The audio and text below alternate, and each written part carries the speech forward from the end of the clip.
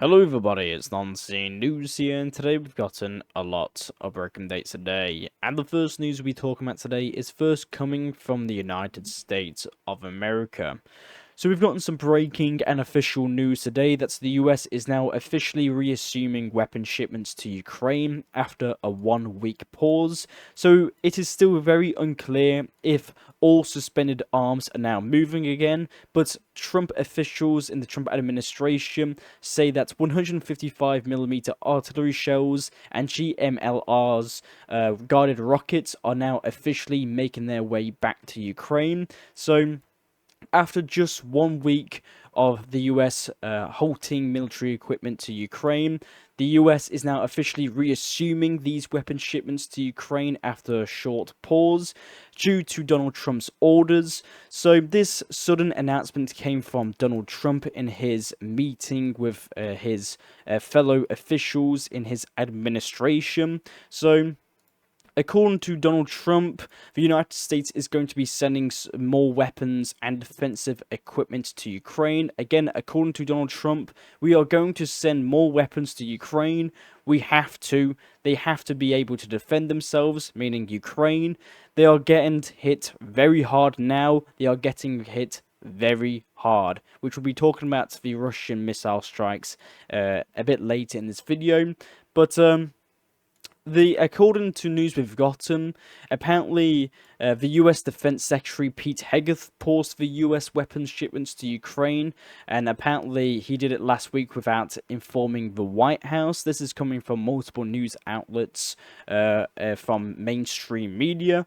So according to Wall Street Journal and many other news outlets, the move of the US Defense Secretary Pete Hegseth pausing US weapons shipments to Ukraine confused the administration and forced officials to scramble to explain the decision to Congress, and Ukraine. And just a week later now, Trump has ordered some shipments of weapons, especially Patriot missiles. And in that exact meeting where Donald Trump announced the resumption of military equipment to Ukraine, the US President Donald Trump also made some very interesting comments about Vladimir Putin, the president of the Russian Federation. So Donald Trump, in his latest meeting with his fellow officials, he stated that Putin showers us with, I quote, bullshit. It sounds nice, but it means nothing. I am very seriously considering sanctions against Russia. I'm not happy with Putin. He's killing a lot of soldiers, his own and theirs. We've given the Ukrainians the best weapons ever made. And regarding his statement there, obviously he said, Donald Trump noted that apparently Putin covers him with bullshit lies, so that's very interesting news. But he also threatened sanctions against the Russian Federation.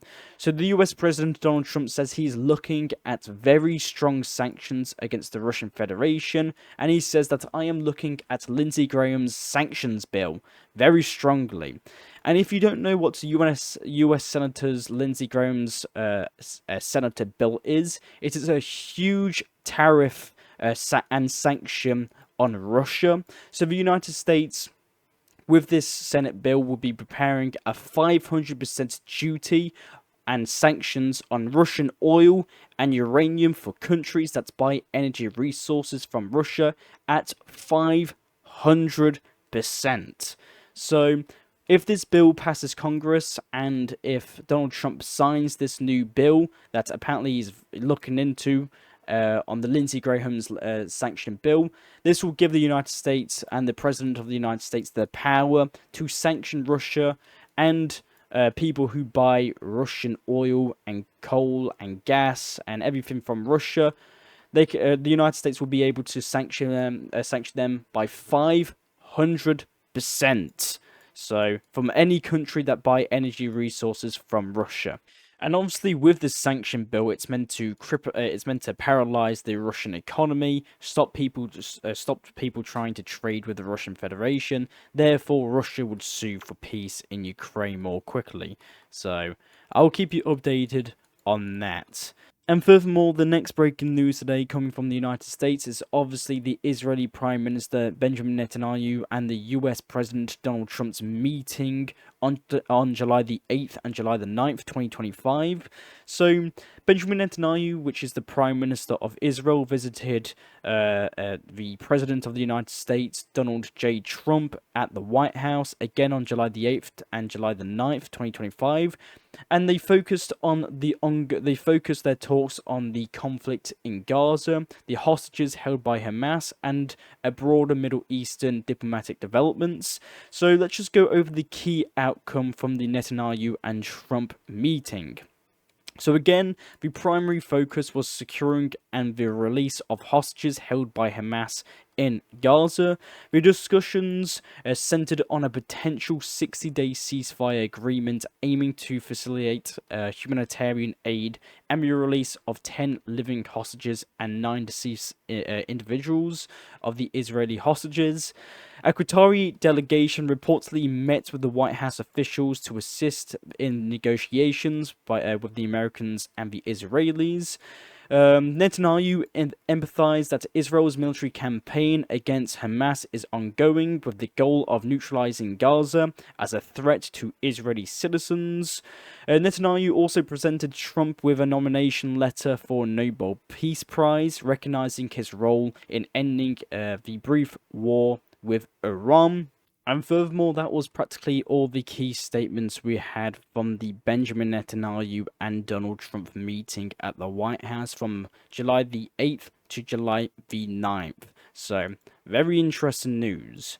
We've also gotten some very breaking news today that Donald Trump has announced and published a full list of dozens of countries that will be tariffed on August the 1st. So you can see this picture here in your bottom left corner. Donald Trump has released letters, which we've just simply put down on this post here in your bottom left corner, of a whole list of countries that will be getting tariffed on August the 1st. So Donald Trump has fired off his another round of trade letters to, again, dozens of countries around the world. And let's just go through it. So new Trump tariff rates effective on August 1st will include Brazil, tariffed at 50%, Myanmar at 40%, Laos 40%, Cambodia 36%, Thailand 36%, Bangladesh 35%, Serbia 35%, Indonesia 32%, Algeria 30%, Bosnia-Herzegovina 30%, China 30% as of now, Iraq 30%, Libya 30%, South Africa 30%, Brunei 25%, Japan 25%, Kazakhstan 25%, Malaysia 25%, Moldova 25%, South Korea 25%, Tunisia 25%, the Philippines 20%, and Vietnam 20%. So if you can just clearly see there's a lot of tariffs that Donald Trump has officially been put on the roster. And these tariffs will come into effect on August the 1st, so at the start of next month. So, very big news. And obviously, a lot of countries are not happy with this. Brazil, who's gotten the highest tariff percentage of 50%, Brazil's President Lula says that they are ready to respond if President Donald Trump proceeds with his 50% tariff on the 1st of August. So a lot of countries will be responding to the United States, probably with their own tariffs or something like that.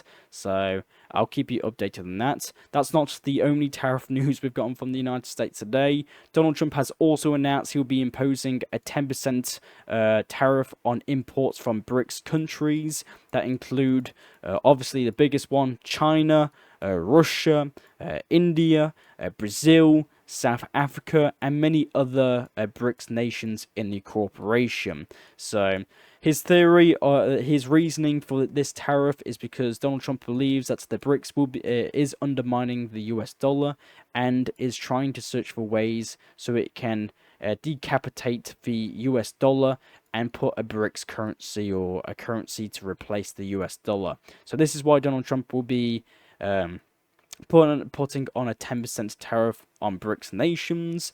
And lastly, the last tariff news we've gotten from the United States is that Donald Trump is now announcing a 50% tariff on copper. So you can see here in the bottom left corner in his latest post on Truth Social, he posted that I am announcing a 50% tariff on copper effective August the 1st, like his country tariffs 2025. After receiving a robust national security assessment, copper is necessary for semiconductors, aircraft, ships, ammunition, data centers, lithium-ion batteries, radar systems, missile defense systems, and even hypersonic missiles. And he goes weapons, sorry, and he goes on. So Donald Trump will also be announcing a 50% tariff on copper. So that's all the tariff news I've gotten for today. I hope that makes sense. So very interesting news. And furthermore, the next news we've got today is coming from China. So we've gotten some news today that China says it is now ready to export its J10 fighter jets to friendly countries.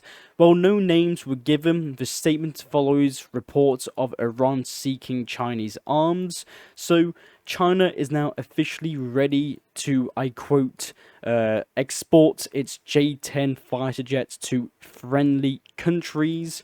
So Beijing says it's ready to share its achievements of equipment development with friendly countries. So this is obviously, a lot of people have been drawing this with Iran. Obviously, Iran has lost quite a bit of aircraft in its, I guess, 12 or 13-day war with Israel and the United States. So China is apparently going to be transferring, or Iran's going to be buying Chinese J10 fighter jets to try and recover and modernize its air force.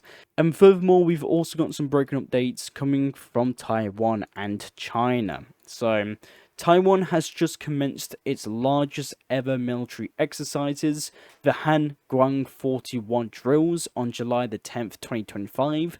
These exercises are a direct response to escalating threats from China, including increased military activities and grey zone tactics.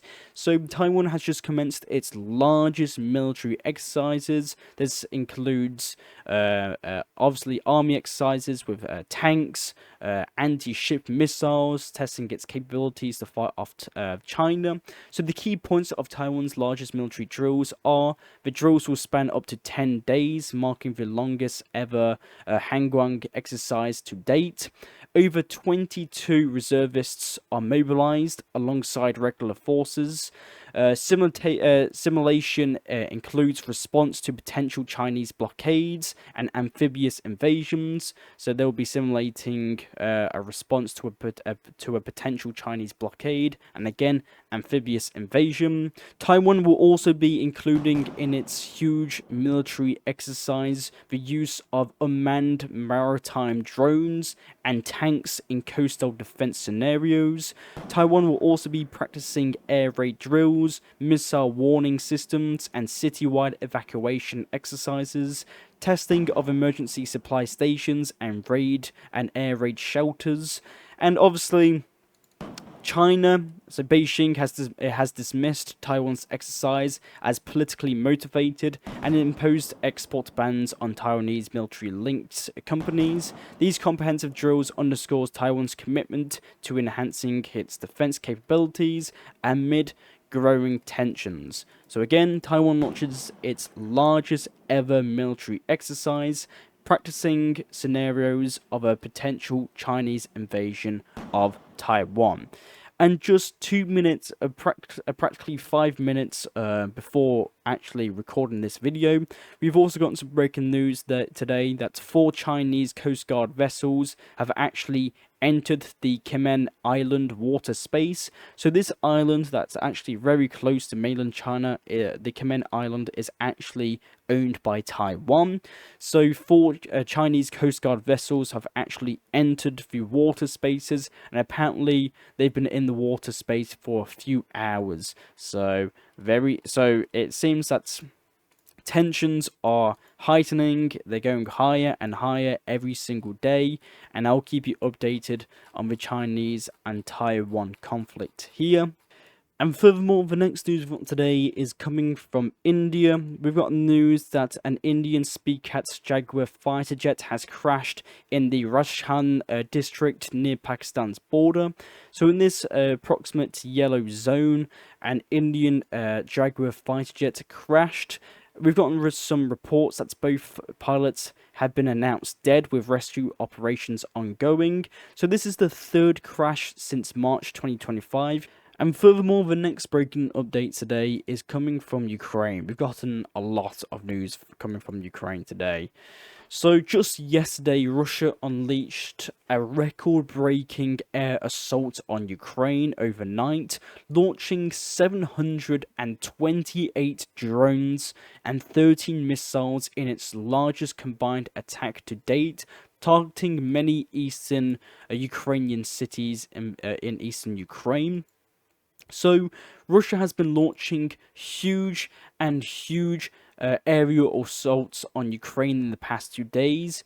This is probably due to the US actually stopping its shipments of equipment to Ukraine, including anti-air missiles. So this is probably why in the past 2 days the Russians have been taking this opportunity to wear down the Ukrainian air defense systems. So just yesterday again, 728 drones and 13 missiles were launched by Russia just yesterday, targeting key Ukrainian cities. And today, the Russian Federation launched another strike, another missile and drone aerial attack on Ukraine. So almost everything on Kiev. So Russia launched a huge aerial assault on the Ukrainian capital city just today. So the massive attack of the Russian Federation on Kiev region lasted almost 10 hours. Drones and missiles were flying, the head of the regional military administration noted. So if you can see here in bottom left corner, Kiev, the capital city of Ukraine, was surrounded and shrouded in smoke after a massive night attack. So Kyiv woke up in smoke following another Russian attack. Local media published footage showing the capital blanketed in huge amounts of smoke and fire, with fires still raging on in a lot of Ukraine in the Ukrainian capital. So according to President Volodymyr Zelensky of Ukraine, Ukraine was attacked overnight by 18 missiles and 400 UAVs, including around 200 Shahad drones. Emergency crews continue to respond to the aftermath. And according to the news we've gotten, Russia now produces over 5,000 long-range drones monthly, and over 24,000 drones have hit Ukrainian cities since early 2025, Wall Street Journal reports. And furthermore, actually, while the Russians were conducting this huge aerial attack on Ukraine, I don't know how, but a Russian drone actually ended up being actually shot towards Lithuania somehow. So a Russian Jaguar decoy drone used to confuse Ukrainian air defenses crashed in Lithuania after crossing from Belarus, Lithuanian military reports. So the unarmed drone entered Lithuanian airspace around 11:30 a.m. today before crashing. NATO jets were put on high alert, but no further action was needed. Troops are securing the crash site.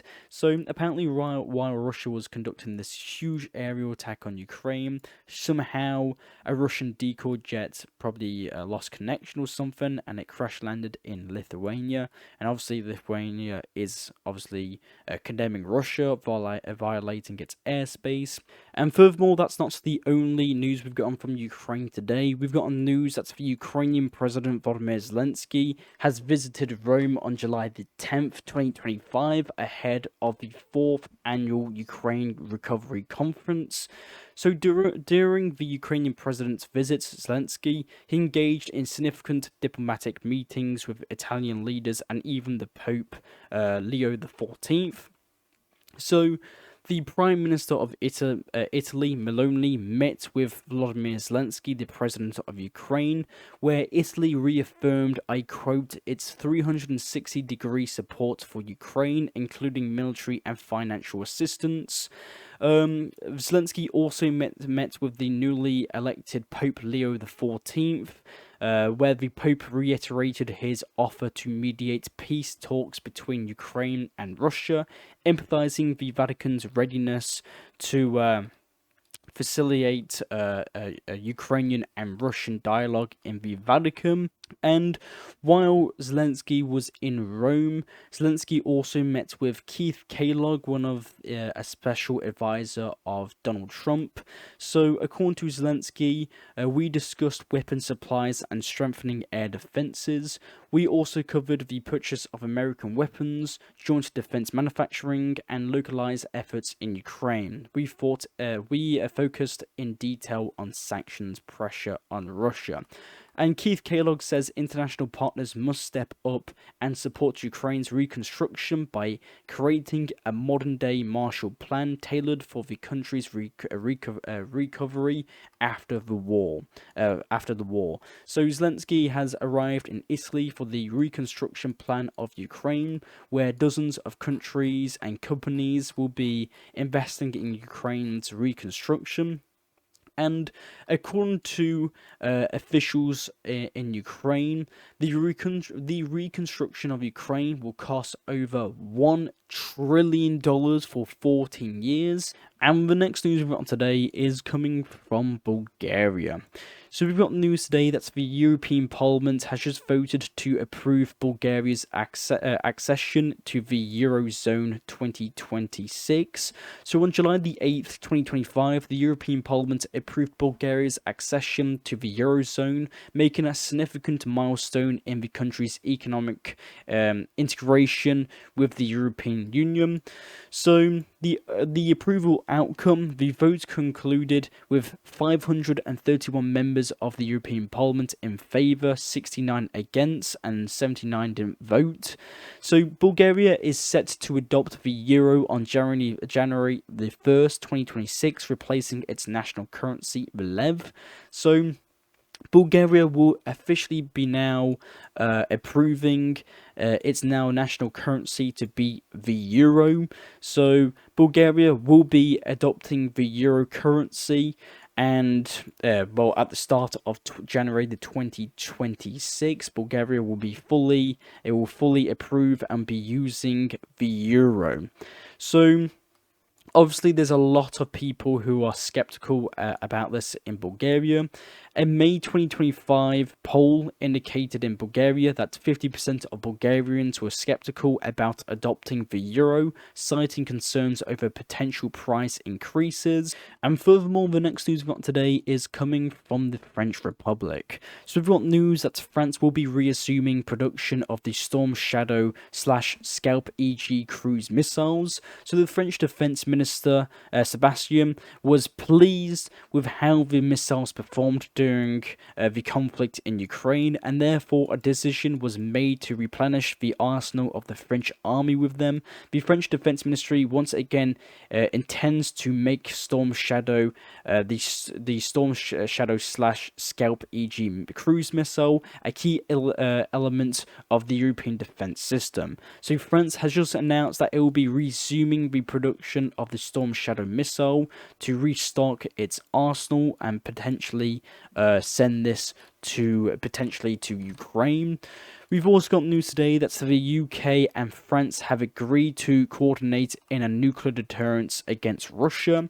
I know in the past 6 months, the French President Macron has been very keen into deploying French nuclear weapons to Poland, which Poland obviously borders Russia in the Kaliningrad Oblast. So, and now we've got news that the UK and France are apparently ready to coordinate nuclear deterrences. So my theory is that we could probably see, if tensions rise a lot with Russia and NATO, we could potentially see the UK and France deploying maybe tactical or maybe strategic nuclear weapons in Poland. So this is probably to counter the Russian tactical and strategic nuclear weapons in Belarus. So again, UK and France says that it is going to be coordinating on nuclear deterrence.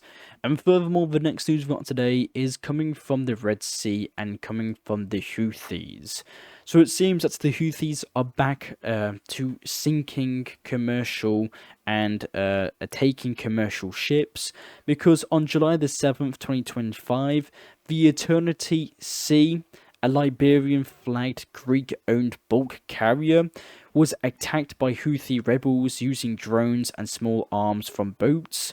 The assault resulted in the death of 2 crew members, with 2 others reported missing. The ship was left adrift near the Yemen port city of Hodeidah. So the Houthi forces have just launched another attack on a civilian bulk carrier, raiding it and apparently taken hostage of the crew.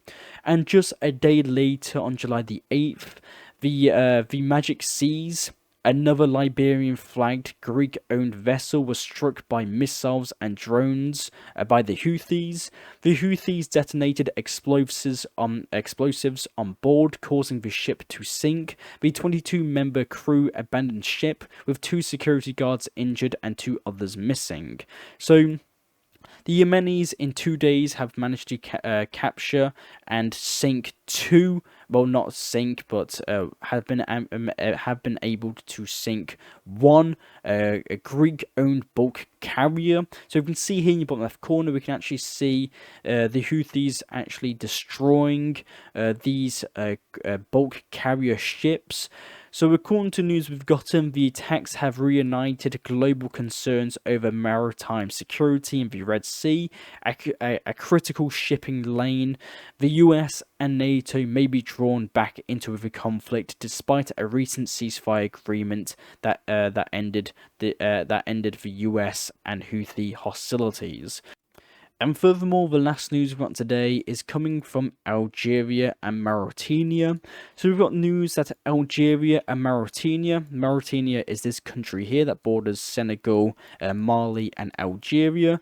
So Algeria and Mauritania will be signing a strategic defense agreement. Algeria and Mauritania have signed a strategic defense agreement to bolster cooperation in combating terrorists and armed groups in the region.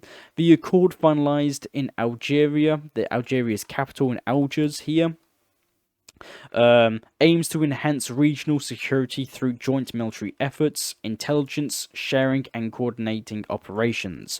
And that is all the news I actually have for you today. I am Non-C News. I'll try and provide you news that medias around the world do not show you. Thank you for all the new people who have subscribed in the past couple of days. Thank you very much, and please like and subscribe. It helps me continue these videos. So again, thank you very much. Thank you very much for watching. If you want to get more news like this, consider joining my Telegram channel in the link in the description below. And if you want to support the channel, please consider donating in the PayPal link, also in the link in the description below, or join as a member of the channel. And thank you very much for watching, and I'll see you all later. Bye.